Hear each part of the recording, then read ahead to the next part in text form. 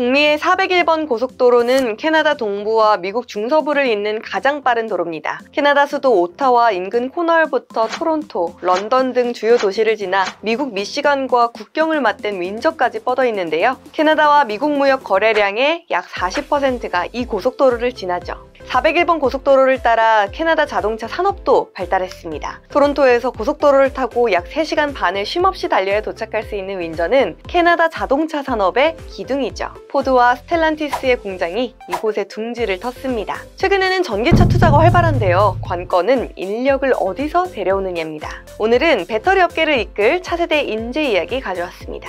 먼저 온타리오주의 모빌리티 산업 부흥을 위해 현재 경제개발부와 교통부, 노동훈련기술부가 힘을 합쳐 야심차게 출범한 기관인 오빈을 살펴볼 텐데요. 학계와 산업계를 연결하고 모빌리티 산업에 최적화된 인재 양성을 돕는다고 합니다. 오빈을 이끄는 라에드 카이리 총괄을 지난 6월 온타리오에서 더불어가 직접 만났습니다. 그는 오빈의 역할과 관련해 2030년까지 모빌리티 분야의 인재 양성 로드맵을 세웠는데요. 이를 위해 온타리오에서 약 200개와 협업하고 있다고 밝혔습니다. 또 이 로드맵 실현을 위해 온타리오주 경제개발부에서 오빈의 RFW 프로그램에만 600만 캐나다 달러를 투자했다고 발표했죠. 이 프로그램은 어린 친구들이 이 모빌리티 분야에서 영감을 얻고 훗날 유사업종의 취업을 촉진하고자 기획됐다고 밝혔습니다. 한편 전기차에 대한 투자가 활발한 가운데 스텔란티스가 윈저 조립 공장에서 전기차 생산에 나섰습니다. 스텔란티스와 LG 에너지 솔루션의 합작사 네스트 스타 에너지의 배터리 공장도 윈저에 건설되는데요. 옆 동네인 세인트 토머스는 폭스바겐의 자회사 파워코의 기가팩토리 투자를 유치했죠. 이 두 배터리 공장이 창출할 직접 일자리만 약 5,500개에 달하고요. 간접 고용까지 포함하면 수만 개에 이릅니다. 이 자세한 내용은요, 직접 북미로 취재를 다녀온 오소영 기자가 알려드립니다.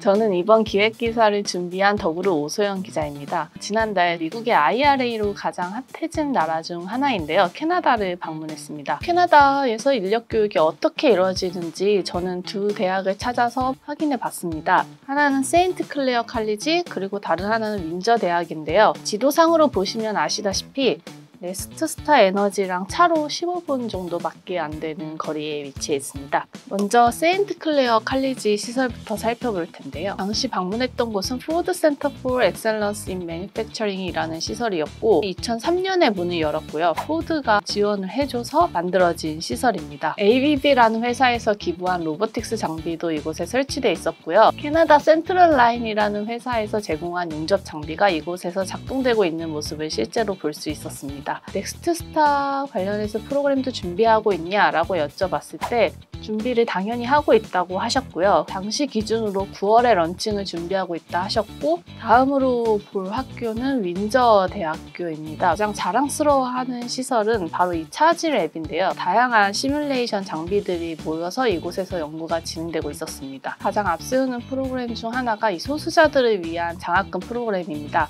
총 15,000불을 한 학생당 지급하게 되는 건데요. 윈저 대학에서는 넥스트 스타와 아직 배터리 인재 관련해서는 구체화된 프로그램이 없다라고 이야기를 해주긴 했는데요. 넥스트 스타랑 소통은 계속 하고 있다고 했었습니다. 캐나다 온타리오의 인재 양성을 주도하고 있는 기관이 바로 OVIN이라는 기관이고요. 캐나다 온타리오주 경제개발부 주도로 3개 부처가 모여서 만든 기관입니다. OVIN에서는 실제로 다양한 프로그램을 운영하고 있는데요.